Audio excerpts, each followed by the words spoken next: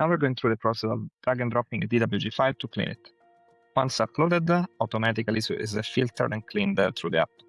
And you will just have to click on Go Pro to activate this new visual. Once the file is loaded, it will literally display like this. So a typical CAD file where you need to mark, in this case with one click and drag, what the part you want to crop.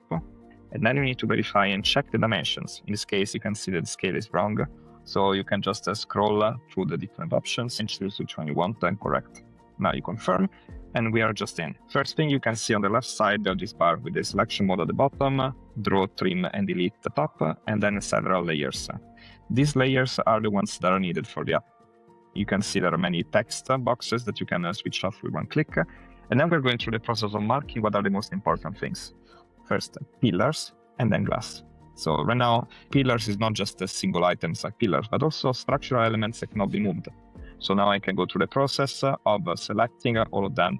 Just selecting, assigning to pillar, selecting, and then you can see check that they're selected and assigned to selection. Now I can continue, and we'll see. And now I need to go through the process of layer. So you can see that if I select layer, in this case, like a typical file is not marked properly, the entire wall is marked as glass.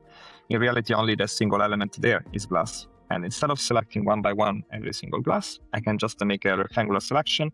And then holding shift, I can just deselect and go back and remove. I will go again and do this process a few times until I'm done with the full selection on the floor. So you can see that I'm doing this process multiple times, selecting very quickly. And then until I can select also the single items at the end with just a basic rectangular selection. Click glass, assign. Now, pretty much I'm done with the selection part of the region. And I'm starting to click and plot fill, clicking and holding the outside and the inside of the floor. Noticing though that there's a problem. Inside you will see there is an opening there on the door. And this, of course, it's a problem because, of course, it fills in all the corridor part. So I will delete the region. You can also click on delete on your keyboard and just draw a single line that closes that gap.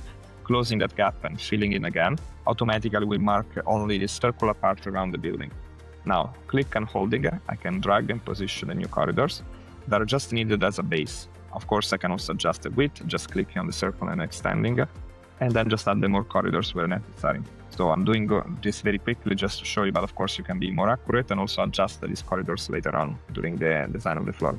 So I'm just being more accurate here, trying to be, and adjusting the spaces so you can see very clearly how this process is done. Now, once this entire process is completed, I can just mark a screen and the floor is ready to go. You can open the preferences, put some inputs and just generate.